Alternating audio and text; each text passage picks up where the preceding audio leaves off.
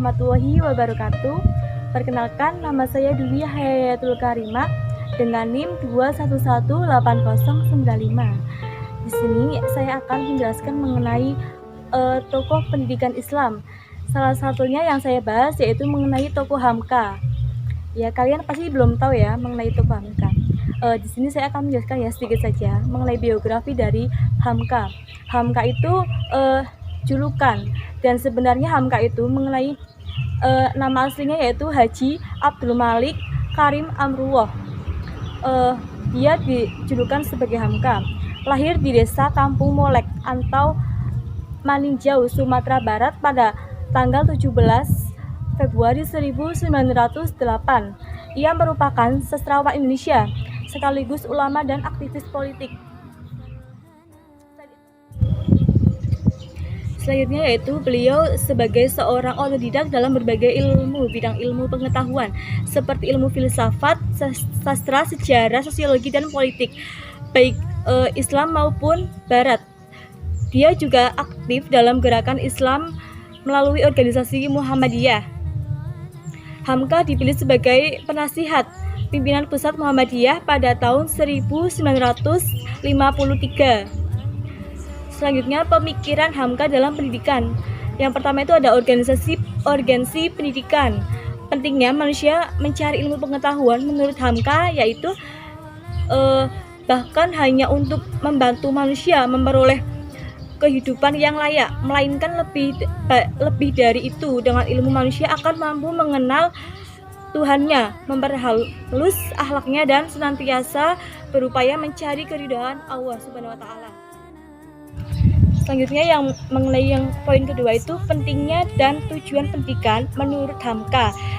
Pendidikan sendiri adalah serangkaian upaya yang dilakukan pendidik utama untuk membentuk watak, budi akhlak, dan kepribadian peserta didik.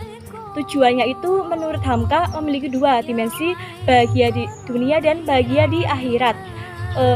Dengan untuk mencapai tujuan tersebut, manusia harus menjalankan dengan baik, yaitu dengan cara beribadah. Selanjutnya mengenai metode yang menuntut kepada para pendidik untuk berorientasi pada kebutuhan anak didik, di mana faktor hukum alam yang potensial setiap pendidik individu dijadikan fokus dalam proses pendidikan sampai kepada batas maksimal, sehingga anak akan memperoleh perkembangan yang optimal.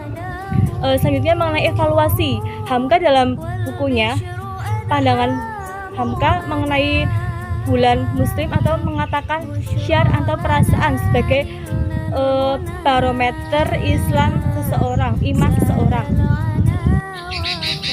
Selanjutnya mengenai peran dan fungsi pendidikan tauhid. Tauhid sendiri mementukan tujuan hidup yang sejati bagi manusia. Sebagaimana Hamka mengatakan bahwa tauhid itu yaitu tauhid akan memberikan cahaya, sinar dalam hati pemeluknya, dan memberi cahaya dalam otak sehingga segala yang timbul daripada amal usahanya mendapatkan cap tauhid. Selanjutnya mengenai tanggung jawab pendidikan tauhid. Pendidikan tauhid yang paling awal terjadi adalah dalam lingkungan keluarga. Dari keluarga lah anak mulai mengenal dan berimitasi, yang pada akhirnya akan terjadi proses interaksi dan internalisasi nilai-nilai yang terrefleksi lewat emosi, sikap, tanggapan, dan pandangan orang tuanya. Terima kasih penjelasan sedikit dari saya. Demikian yang dapat saya sampaikan, kurang lebihnya mohon dimaafkan. Assalamualaikum warahmatullahi wabarakatuh.